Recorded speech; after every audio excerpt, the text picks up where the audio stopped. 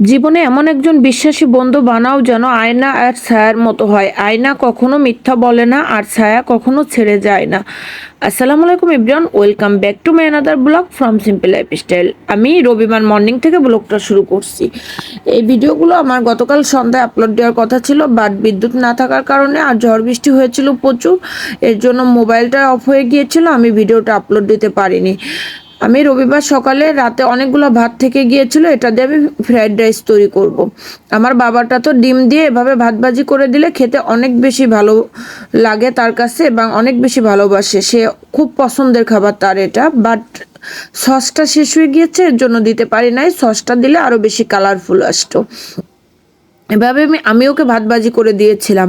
গতকালকে যেহেতু 2 দিনের ভিডিও আমার মোবাইলে জমা হয়ে গিয়েছে, এর জন্য স্পেস না থাকার কারণে আমি ডিলিট করতে করতে এই ভিডিওর যে শর্টসটা আমি রেডি করে রাখছিলাম সেটাও ডিলিট করে দিয়েছি। পরবর্তীতে 2টা ভিডিও, এটা আর একটা কিসের ভিডিও যেন আমাকে পুঁই শাকের যে তরকারিটা রান্না করছি এত সুন্দর রেসিপিটা, সেটাও আমার এই ক্লিপ থেকে নিয়ে শর্টস করতে হয়েছে। যাই হোক, যেভাবে আপলোড দিয়েছি আপনারা সেভাবে দেখার চেষ্টা করবেন, দেখে নেবেন। একটুখানি খারাপ হয়েছে ভিডিও 2টা। দেন এই যে দেখেন, ভাতটা একটু ভাজি ভাজি করে তারপর আমার বাবাকে দিয়ে দিলাম। আমার বাবা তো অনেক বেশি খুশি হয়েছিল, যেহেতু রাতে ভাত থেকে গিয়েছিল, আমার শরীরটা ভালো লাগতেছিল না, এর জন্য আর খাওয়া হয়েছিল না।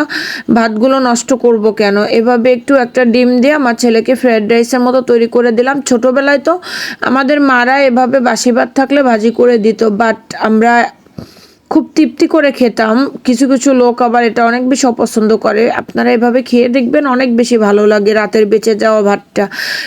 বড় বড় রেস্টুরেন্টে যে ফ্রাইড রাইসগুলো তৈরি করে, এটাও কিন্তু আপনার ইসের থেকে তৈরি করে।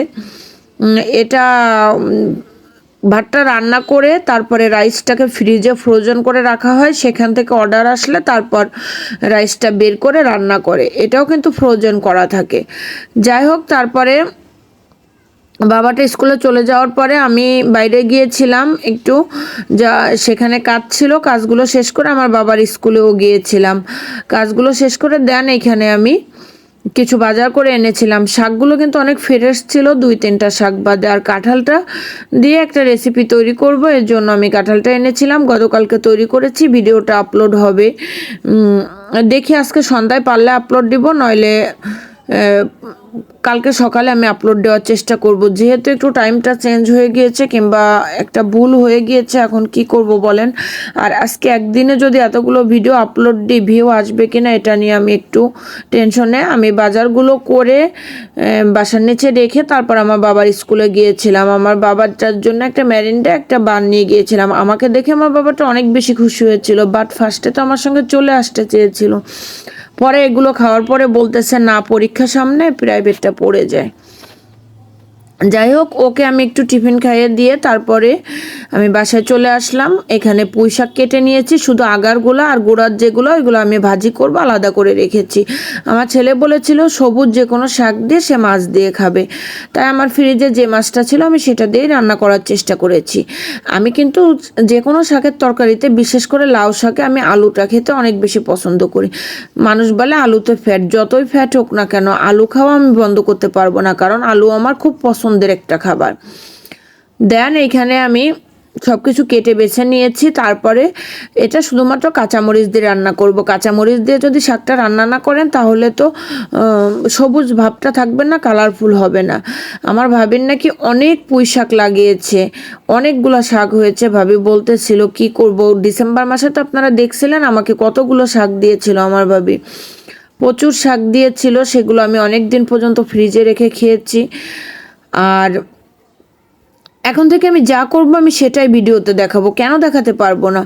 আমার বাবার বাড়ি থেকে যখন সব কিছু আসে তখন সেগুলো আমি আনন্দের সহিত ভিডিওটা দেখাতে পারবো, বাট আমি যখন কোনো কিছু করব সেটা কেন দেখাতে পারবো না। আমি সব কিছুই দেখাবো। আমি এখানে ওপেন কাজ করতে আসছি, আমি কাউকে ভয় পেয়ে এখানে কাজ করতে আসি নাই। আর যে যা সমালোচনা করার করুক আমার পিছনে, আমার সামনে কেউ সমালোচনা না করলে আমার কোনো কিছু যায় আসে না, কারণ আমার কোনো মেয়ে নাই যে আমার মেয়ে বিয়ে দিতে হবে। আমার একটা ছেলে, ইনশাল্লাহ আমার এত টেনশন নাই। তারপর এখানে আমি মাছের তরকারিটা তুলে দেওয়ার পরে যখন এই পর্যায়ে, তখন আমার বাবাটা চলে আসলো। আমার বাবাকে এখানে লেবু দিয়ে একটা শরবত তৈরি করে দিলাম।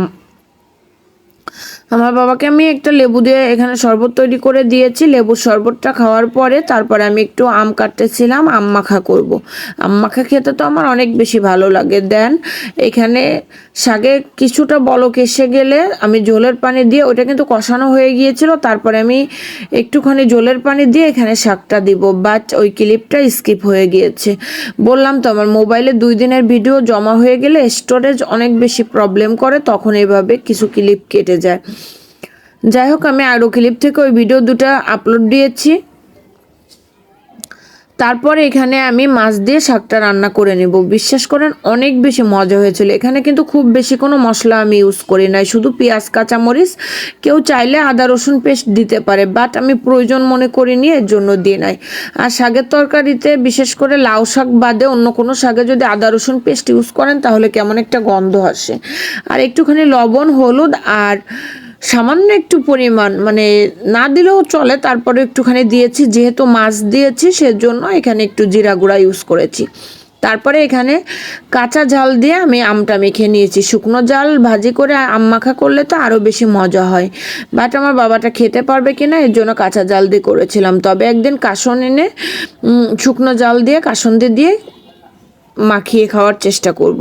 আমি আচার দিব, বাজারের আম এখনও আটির ভিতরে শক্ত হয় না, 2 পদের আচার তৈরি করতে হবে। আমার বাবা তো আমার হাতের মোরব্বা খেতে অনেক বেশি পছন্দ করে, মোরব্বা আর একটা ঝাল আচার। কারণ সামনে আসছে বৃষ্টির দিন, বৃষ্টির দিনে আসলে একটু আমের কুচি কুচি যে আচারটা আর কি, আমার কাছে বড় আচারটা ভালো লাগে না, মনে হয় যেন ভিতরে কাঁচা, ওই যে যেটা তৈরি করে। বাট গত বছর করেছিলাম, অনেক বেশি মজা হয়েছিল।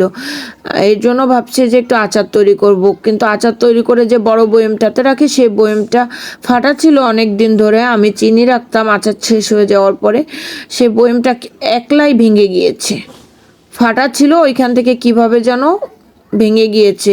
অনেক শখ করে আমি ওই কাঁচের বয়মটা কিনেছিলাম আচার রাখার জন্য আর কি। নেক্সট টাইম চেষ্টা করব আর একটা বয়ম কেনার, আর দেখি আর সপ্তাহখানিক পরে কিংবা 15 দিন পর আটি শক্ত হয়ে গেলে 2 পদের আচার তৈরি করব চ্যানেলের জন্য। আমার গত বছর চ্যানেলে হয়তো আচারের ভিডিও আছে না, আছে কি না আমার খেয়াল নাই। যাই হোক, জলপার আচারের ভিডিও আছে। তারপর আমার বাবাকে আমি খাবারটা দিয়ে দিলাম। এখানে আমার বাবাকে আমি খাবার বেড়ে দিয়েছি। আমার বাবা তো অনেক মজা করে এই খাবারটা খেয়েছে, বলছে আম্মু অনেক সুন্দর হয়েছে। 1 পিস লেবু দিয়ে আমার বাবাকে আমি খেতে দিয়ে দিয়েছিলাম। আসলে ভিডিও করা কিংবা ভিডিও এডিট করা, আপলোড করা অনেক বেশি কষ্ট। আর গতকালকে তো আমি কোনো কাজই করে রাখতে পারিনি, এই যে সকাল থেকে শর্টস ভিডিওগুলো আপলোড দিয়েছি, এখন বড় ভিডিওটা শেয়ার করলাম। আর সন্ধ্যায় স্পেস না থাকার কারণে কোনো ভিডিওই নিতে পারছিলাম না। আল্লাহ হাফেজ, ভালো থাকবেন সবাই, সুস্থ থাকবেন, আমার জন্য দোয়া করবেন।